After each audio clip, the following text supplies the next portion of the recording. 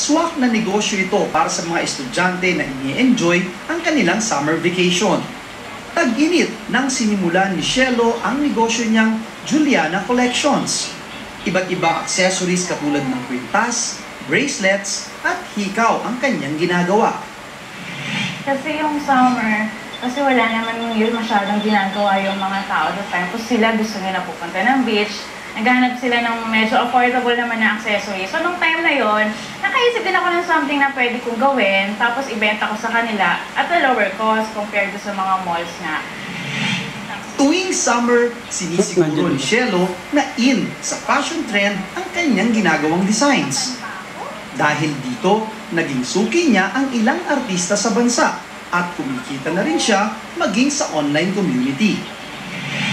At first, medyo mahirap magsimula kasi ang daming kompetensya talaga sa net. Merong pa na talagang ang mumura pa nila in-offer. Naglalabanan na lang talaga sa design. Yung design, yung quality, at saka yung mura na rin talaga. Nung nag-start na ako mag-post sa net, yun medyo nakakarating na kung saan-saan. Meron na sa Dubai, meron na sa Japan, sa Amerika. Sa